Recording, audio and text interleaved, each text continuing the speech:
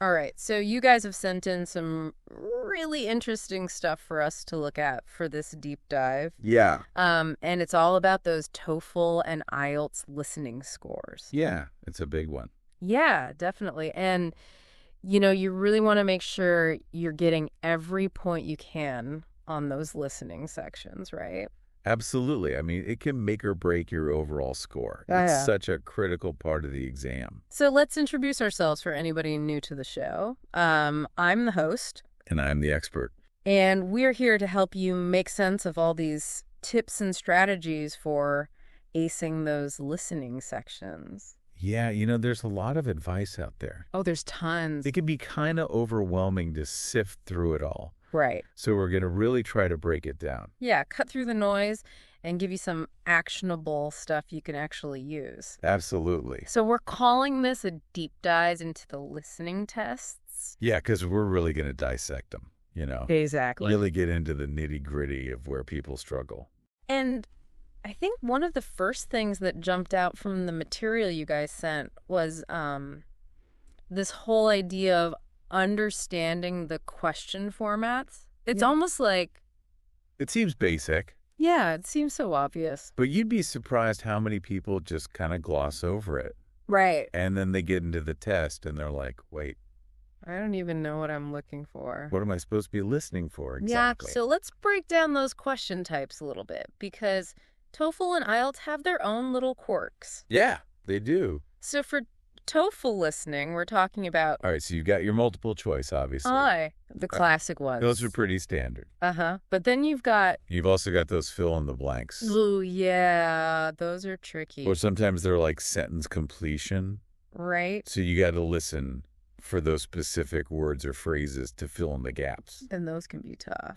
Yeah, and then there's the matching, Ooh, yeah, where you have to... where they give you like statements Yeah, and then you have to match them up with the speakers or events. or different parts of the audio. Right. So it's not just about understanding the content. It's about... It's about connecting those specific details. Right. It's a different skill set. Absolutely. And then IELTS has its own whole set of, question types. Oh, yeah. IELTS throws in some curveballs. Right. So we're talking matching again, but this time it's... Matching headings to different sections of the text. Oh, yeah. Which is a little more conceptual. Yeah, you got to really get the gist of each paragraph. Uh-huh. And then there's diagram labeling. Oh, yeah, that one. That one's so interesting because it's visual, Yes. but it's tied to audio. So they're describing something. And you gotta figure out... And you got to match what you're hearing to the visual cues on the diagram. It's kind of like a puzzle. It is. It's very spatial reasoning. Right. And then, of course, you've got your sentence completion questions in IELTS as well. Right, those fill-in-the-blank style. Similar to TOEFL, but they can be a bit more. Yeah, they're a little more... They like to paraphrase a lot more in IELTS. Right. So you might not hear the exact word you're looking for. That's not verbatim recall. No, it's more about understanding the meaning and then finding the synonym or the equivalent phrase. So you're being tested on your vocabulary, too. Oh, absolutely, yeah. So knowing those question formats is like step one. Yeah, that's your foundation. But then it's about actually practicing with them. Absolutely, you got to get your hands dirty. Right, don't just read about them. Don't just memorize the list of question types. Do some mock tests work with those real practice materials? Yeah, and here's a key tip when you're practicing. Okay. Don't just hit play on the audio. Right.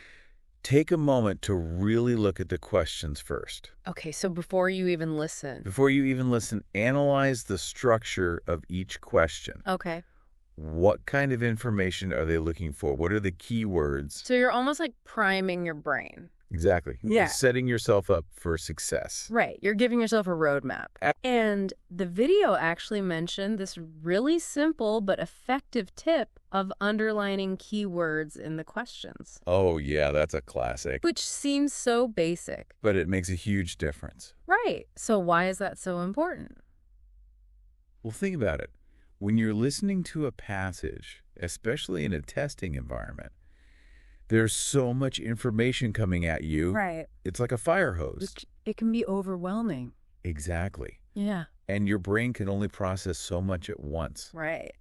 So by underlining those key words, you're basically creating anchors. Oh, I like that. You're telling your brain, these are the important bits. These are the things I need to pay attention to. Exactly, you're focusing, you're listening. So instead of trying to absorb everything equally, Which is impossible. you're zeroing in on the specific information that's going to help you answer the questions. Right. It's all about strategic listening. Right. Making those choices about where to focus your attention. And that point about paraphrasing in those IELTS fill in the blanks, man, that's like a whole other level. Oh, yeah. IELTS loves to throw those in there. Right. It's like they're not just testing your listening. They're testing your... They're testing your vocabulary, your ability to understand synonyms. Right. Different ways of expressing the same idea. So it's not enough to just recognize the word? No. You got to be thinking about its equivalents. Right. Like if they say method. Yeah, they might say technique or approach or strategy in the audio. Right. Got to be ready for those subtle shifts in language. And then, of course, there's the time pressure. Oh, yeah, the clock is always ticking. Always. And that's something that the video really emphasized was like, don't get bogged down on a single question. Yeah, it's so easy to do. Because you feel like, I should know this. I should be able to get this. But sometimes it just doesn't click. And you can't afford to waste precious minutes. So how do you actually, like, train yourself to move on? Well, it takes practice, but one thing that can help is to have a mental rule. Okay, like a hard and fast rule. Like if you haven't heard the answer after a certain amount of time, or if you've been thinking about it for too long, just make a guess and move on. Okay, so even if you're not sure. Even if you're not sure, because remember, every question is worth the same amount of points. So it's better to get through all of them. Exactly. Maximize your chances. Than to dwell on one and maybe miss out on easier ones. Absolutely. And then the preparation time before the audio starts, that's like gold, right? Oh, yeah. Those few seconds are crucial. So how do you make the most of that time? Well, that's your chance to get a sneak peek at the questions. Okay.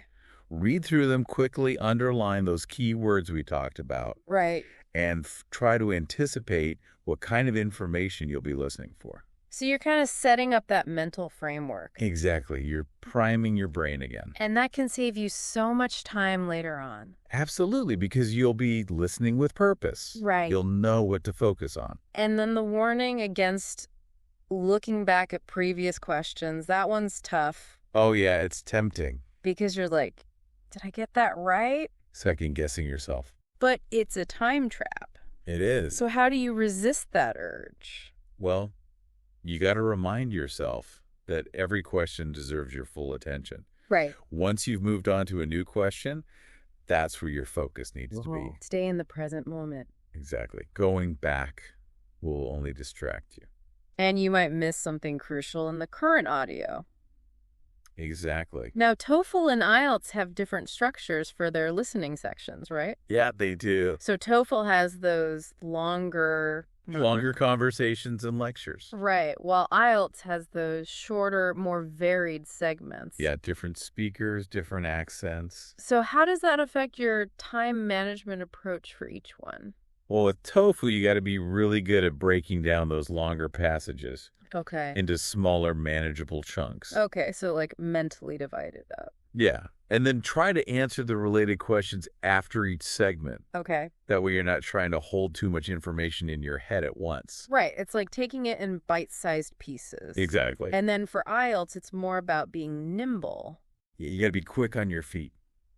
Because those passages are shorter. They come at you fast. Right. So you got to process each one quickly. Answer the questions and then move on to the next. So it's a different kind of mental agility. It is. And again, timed practice is key, right? Absolutely. You got to get used to that pace. To that rhythm. Yeah, develop that internal clock. Because it's not just about knowing the answers, it's about being able to do it under pressure. Exactly. And within that time limit. And don't forget about that little window at the end. Oh, yeah, that last few seconds. To review your answers. Right. Catch those silly mistakes. The spelling errors, the blanks. Exactly.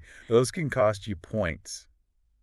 So it's worth taking a quick scan. Absolutely. So the essence of time management seems to be like, be decisive, use your prep time wisely, train under pressure, and stay focused on the present. That's it in a nutshell. Right. Strategic focus. Not just speed. Okay, so we've talked about question formats, we've talked about time management. Two biggies. Now let's dive into another really important skill, pinpointing key words. Oh, yeah, this one's crucial. Because the material emphasized, you don't need to understand every single word to do well on these tests. That's right. And that's a huge relief for a lot of people.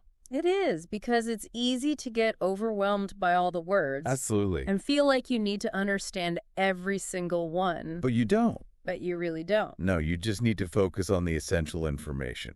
Right, the stuff that's actually going to help you answer the questions. Exactly. And the video pointed out that those key pieces of information are often... names, dates, numbers, specific facts, and details. Right, those are the nuggets. The gold nuggets. That you're looking for. Absolutely. So how do you train yourself to pick those out? Well, one really helpful tip is to first try to grasp the main idea of the passage. Okay, so like what's the big picture? Yeah, what's the speaker talking about? What's the overall topic? Okay. Once you have that in mind, it's easier to filter out the less important details. Oh. Right, so you're not getting bogged down in the weeds. Exactly. You're listening for those key pieces of information that support the main idea. Right. And the video also talked about how understanding the structure of a spoken passage can help. Oh, yeah, that's a good point. So, like, you know, typically there's an introduction. There's a body where they develop the ideas. And a conclusion. Right, and key information is often presented in those specific sections. So you're kind of listening strategically. Absolutely. Knowing where to expect certain types of details. Exactly. And then that strategy of looking at the questions before listening and underlining key words there. Oh, yeah, that's your treasure map. Right. It's like you're giving your ears a specific target. Exactly. So if the question asks, when did this event occur? Your ears will be perked up for dates and time markers. Right. You'll be listening with intention. And then the encouragement to not be thrown off by unfamiliar vocabulary. Oh, yeah, that's a big one. Because it's easy to panic. It is, especially under pressure. But you don't have to know every single word. No, and you probably won't. Right. The key is to focus on the overall meaning and use context clues. Right. So even if you don't recognize a word. You can often figure out its meaning from the surrounding words and phrases. Right. And don't let one unfamiliar word derail your understanding of the whole passage. Right. It's okay to skip over it. Yeah, keep moving. Keep listening for those key details. So the takeaway here is train yourself to be a laser-focused listener. Exactly. Zero in on those crucial who, what, when, where, why details. Don't get lost in the word jungle. Okay, now let's talk about accents. Oh, yeah, this one's fun. It's a challenge for a lot of people. It can be. Especially if you've mostly been exposed to one type of English. Yeah, if you've only ever heard American English, for example. Right. And then suddenly you're listening to a British speaker. It can throw you off. It can. And both TOEFL and IELTS, they throw a variety of accents at you. They do. It's a global test. Right. You got to be ready for anything. So we're talking American, British, Australian.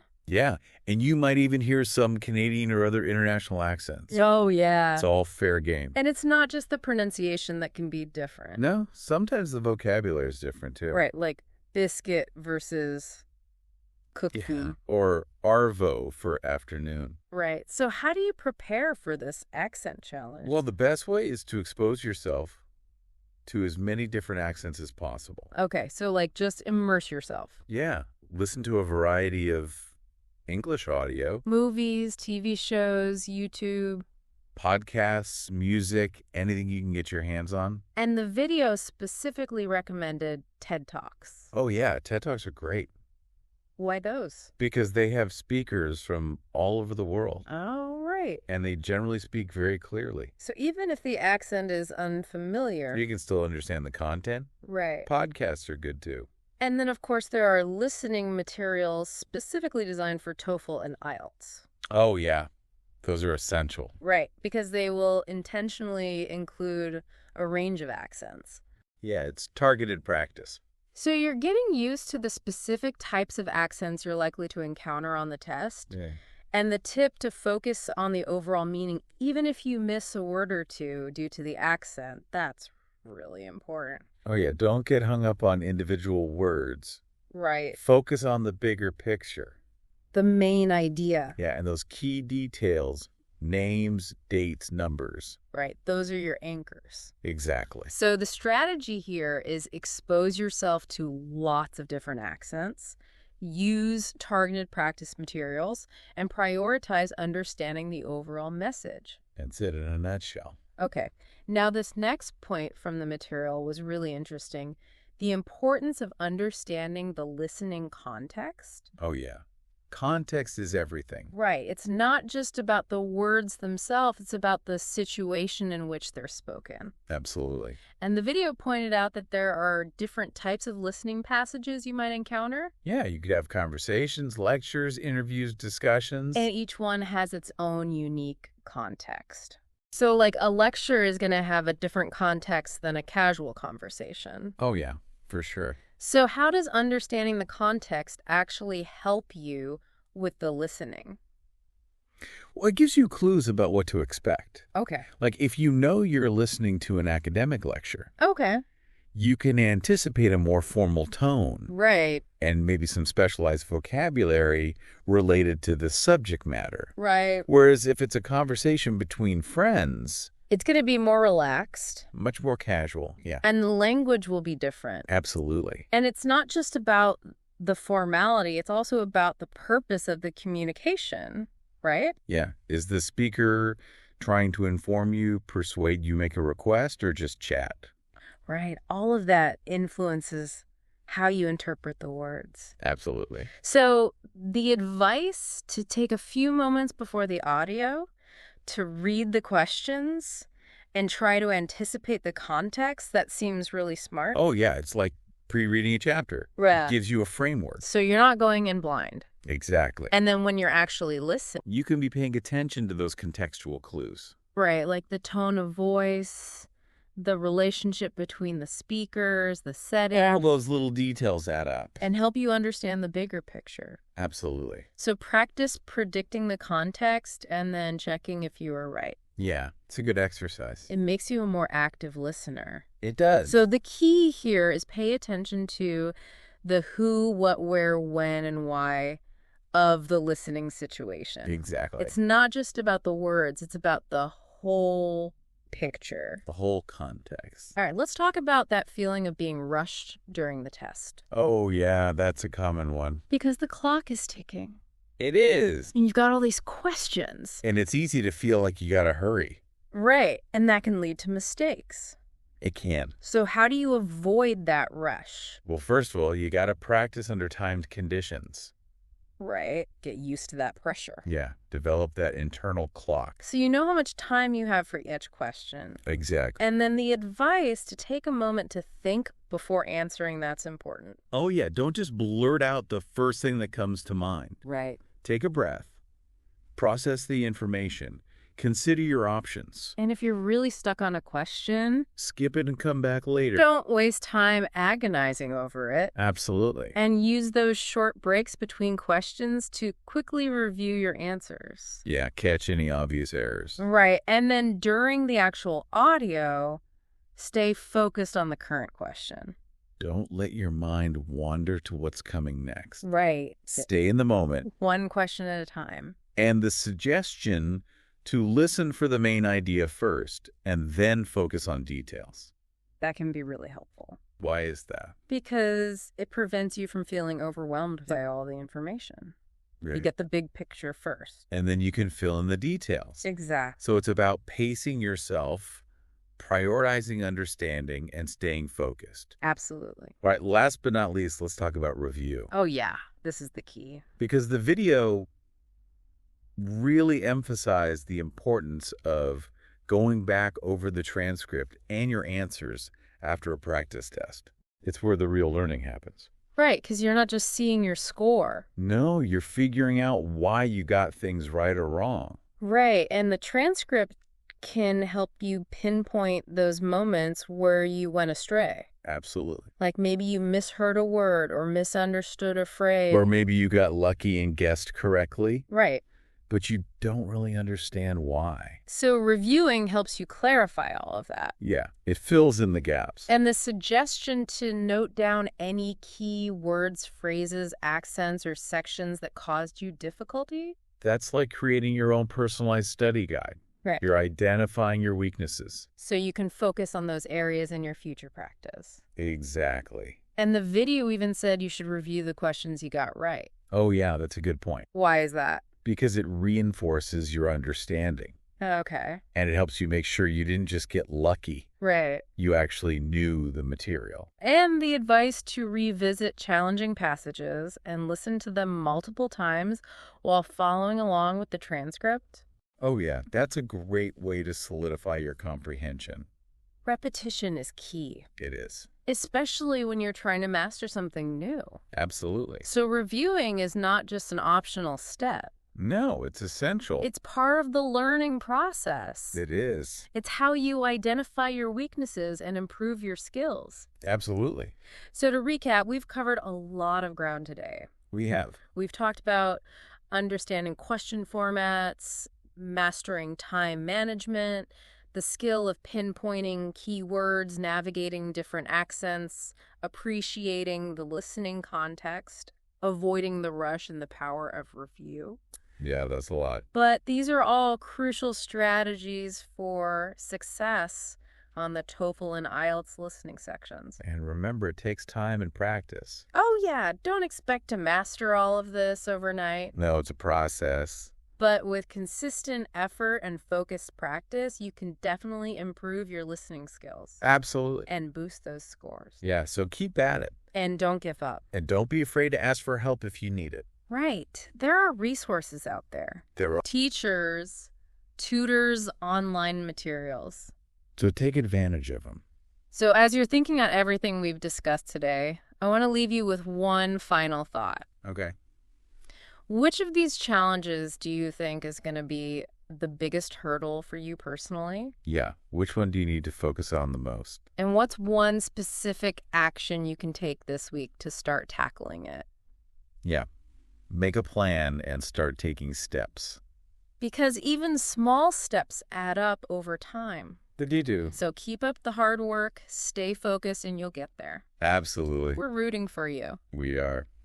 All right, that's it for our deep dive today. Thanks for listening. We'll catch you next time. Bye.